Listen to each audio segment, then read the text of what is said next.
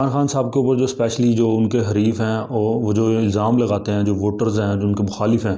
وہ یہی کہتے ہیں کہ جی عمران خان تو یہودی ایجنٹ ہے اور اس طرح یہ یہاں پہ یہودیت لے کے آنا چاہتا ہے، یہودیوں کا قانون لے کے آنا چاہتا ہے، اور ڈاکٹر اسرار احمد کے بیان کو کوٹ کرتے ہیں جو سراسر غلط بیان ہے کہ ڈاکٹر اسرار احمد نے اس حوالے سے کلیریفیکیشن دی ہوئی ہے، اور ہماری جو مس انٹرپریٹ کرتے ہیں لوگ، تو یہ ایک تو اسلامی لحاظ سے بھی ایک غلط بات ہے اور شرعی لحاظ سے بھی، لیکن ہم بغیر سوچے سمجھے جو ہے دوسروں پہ الزام جو لگاتے ہیں یہ بہت بری بات ہے۔ السلام علیکم ویورز، کیا حال چال ہے؟ امید ہے سب خیر حافظ ہوں گے۔ چینج نیشن پر بہزاد احمد، ایک نئی ویڈیو نئے ٹاپک کے ساتھ۔ آج کا جو ٹاپک ہے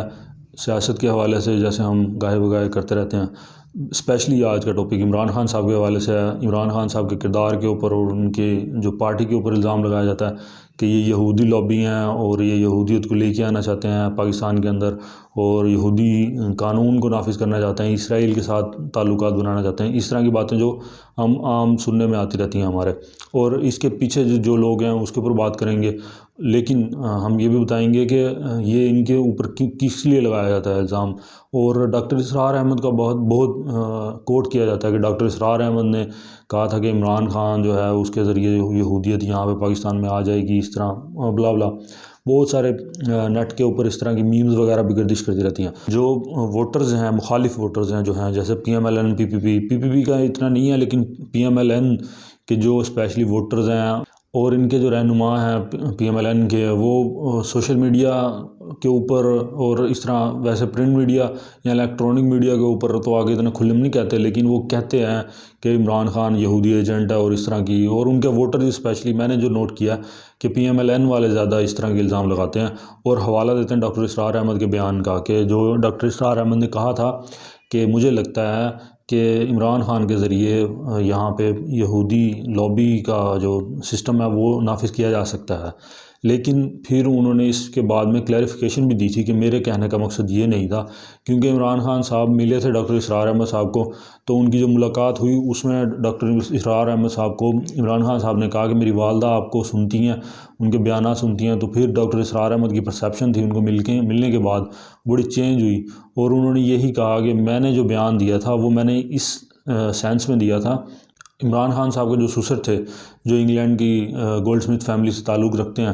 تو وہ یہودی ہیں بیسیکلی، تو ان کے ذریعے وہ شاید یا ان کے ذریعے عمران خان صاحب کو وہ مینوپلیٹ کرتے، یا عمران خان صاحب کو وہ کوئی اس طرح کا ہتھیار بنا لیتے کہ یہاں پہ اپنا جو مقاصد ہوتے ہیں یہودیوں کے وہ پورے کر سکتے تھے۔ تو وہ انہوں نے کہا کہ میری یہ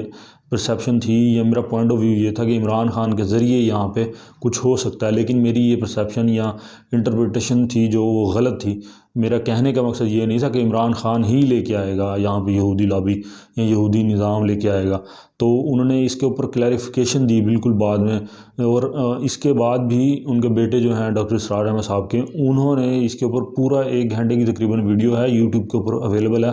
آپ جا کے دیکھ سکتے ہیں۔ انہوں نے یہ کہا بالخصوص کہ میرے والد صاحب کی جو بات ہے اس کو مس انٹرپریٹ کیا گیا، اور ان کے بات ان کا کہنے کا مقصد یہ نہیں تھا، حالانکہ وہ اپنی زندگی میں بھی اس کو کلیریفائی کر گئے تھے کہ میں نے اس طرح میرے بیان کو جو ہے توڑ مڑوڑ کے پیش کیا جا رہا ہے، جو بلکہ سیاسی پارٹیاں کہتی ہیں کہ ہم نہیں، پہلے وہ جان بوجھ کے بیان دے دیتے ہیں، پھر کہتے ہیں نہیں ہم تو اس طرح ہمارا جو سیاق و سباق سے ہٹ کے بیان کو دیا جا رہا ہے یا اس کو پیش کیا جا رہا ہے، تشریح اس کی ایسے کی جا رہی ہے، جو سیاسی پارٹیاں اکثر کہتی ہیں، لیکن انہوں نے جنرلی اس کو کلیریفائی کیا کہ یہ جو میرے والد صاحب کا بیان ہے اس کو مس انٹرپریٹ کیا گیا، بات ایسے نہیں تھی، بات اس طرح تھی۔ اس کے اوپر یوٹیوب آپ کو بتایا کہ ویڈیو ہے پورے گھنٹے کی، تو آپ وہ بھی دیکھیں۔ اور بالخصوص یہ جو نون لیگ ہے جو لوگوں کے اوپر اس طرح کے الزام لگاتی ہیں، ان کے عقیدے کے اوپر، ان کے کردار کے اوپر، ہم نے ماضی میں بھی دیکھا کہ پی ایم ایل این نے 88 میں بھی، 92 میں بھی اور 96 میں بھی نون لیگ نے ایک کیمپین رن کی بے نظیر بھٹو صاحبہ کے خلاف، اور کیسے ہیلی کاپٹر سے پرچیاں بھی پھینکی گئیں اور لوگوں کے اندر جو ایک پوری کیمپین رن کی انہوں نے کہ بے نظیر کے کردار کشی بھی کی انہوں نے۔ اب وہ یہاں پہ لفظ استعمال کرنے مناسب نہیں سمجھتا میں، لیکن پھر بھی بلاول صاحب جو ہیں انہوں نے اپنی والدہ کو کردار کشی کرنے والے تھے انہی کے ساتھ جا کے ہاتھ ملا لیا۔ تو خان صاحب کی یہ بات بہت یاد آتی ہے کہ انہوں نے کہا تھا کہ پی ایم ایل این اور پی پی پی یہ اپنے مقاصد مفاد کے لیے اکٹھے ہو جائیں گے، حالانکہ یہ مشرق مغرب ایک طرح کے تھے، لیکن وہ ہم نے دیکھا پی ڈی ایم کی شکل میں وہ اکٹھے ہو گئے. وہ خان صاحب کا انٹرویو بڑا مشہور بھی ہوا کہ جس میں وہ کہہ رہے ہیں، انٹرپریٹیشن دے رہے ہیں کہ یہ دونوں اکٹھے ہو جائیں گے. وہ اینکر بھی کہہ رہے ہیں واقعی یہ نہیں ہو سکتا. تو خان صاحب نے کہا دیکھ لینا آپ، یہ ہو جائے گا، اور وہ ہو کے رہا. ہم نے پی ڈی ایم کی شکل میں دیکھا. اب دیکھیں آپ دیکھیں پی ڈی ایم سے پہلے دیکھ لیں کہ وہ کیسے انہوں نے بیان تھے پی ایم ایل این اور پی پی پی کے آپس میں ایک دوسروں کے خلاف. پھر جب پی ڈی ایم آئی ہے تو آپ پہلے تو پی ڈی ایم کی چھتری کے نیچے وزیر خارجہ رہے بلاول بھٹو صاحب، اور پی ایم ایل این کے جو شہباز شریف صاحب وزیر اعظم رہے. ایک ہی کیبنٹ میں آپ بیٹھے، آپ نے ایک ہی تھالی میں کھایا پیا. اب جو الیکشن ہو رہے ہیں اب ایک دوسرے کے خلاف کمپین رن کر رہے ہیں کہ یہ تو ایسے ہے، نون لیگ تو یوں ہے، تو ایسے ہے، تو اس طرح کی باتیں. تو یہ منافقت جو ہے، لوگوں کو بیوقوف بنانا جو ہے،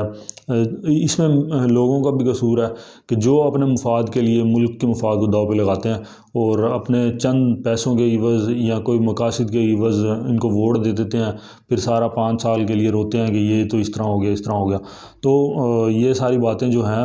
ہمیں سوچ سمجھ کے کرنی چاہیے کہ ہمارے ملک اور ہمارا اپنا جو ہمارے بچوں کا اپنا تو آپ نہ سوچیں، اپنے بچوں کے بارے میں سوچیں کہ ان کے متعلق کہ ان کے فیوچر، اگر ہم ان کو سپورٹ کریں گے، ان لوگوں کو ایسے جو اپنے مفاد کے لیے دوسروں کی کردار کشی بھی کرتے ہیں اور ملک کا تو ویسے بیڑا غرق کیا ہوا ہے اور اپنی جھولیاں اپنی جیبیں بھر دیتے ہیں اور ہماری جو ہیں جیبیں خالی کر جاتے ہیں. تو ان کے اوپر ذرا سوچ سمجھ کے آپ ووٹ کاسٹ کریں اپنا. اور آپ بھی تعلیم حاصل کرنے سے شعور آتا ہے، تعلیم حاصل کریں، علم حاصل کریں بیسیکلی. تو کہ ان کے متعلق دیکھیں، سوچیں، ان کا جو ماضی ہے اس کے اوپر دیکھیں کہ ایک جو ان کی نیچر کانٹ بھی چینج، ایک کوڈ بھی ہے کہ نیچر انسان کی بھی چینج نہیں ہو سکتی. تو وہی ان کا ہے کہ پی پی پی اور پی ایم ایل این یہ جو آپس میں اپنے مفاد کے لیے اکٹھے ہو جاتے ہیں اور جب ان کا مفاد نکل جاتا ہے. ہم نے ویسے 2008 میں بھی دیکھا تھا کہ پی پی پی اور پی ایم ایل این نے پہلے کمبائنڈ ایک حکومت بنائی تھی، اس کے بعد یہ پی ایم ایل این علیحدہ ہو گئے. تو انہوں نے کہا جی آپ خود ہی کریں، ہم اس دفعہ آپ باری لیں، اگلی دفعہ ہم باری لیں گے، جو ہم نے دیکھا ماضی میں بھی. تو چلیں ہمارا کام جو ہے آگاہ کرنا، پیغام پہنچانا ہے. باقی امپلیمنٹیشن آپ نے خود کرنی ہے، اپنے اوپر پہلے تو امپلیمنٹ کریں اور پھر دیکھیں کہ آپ کے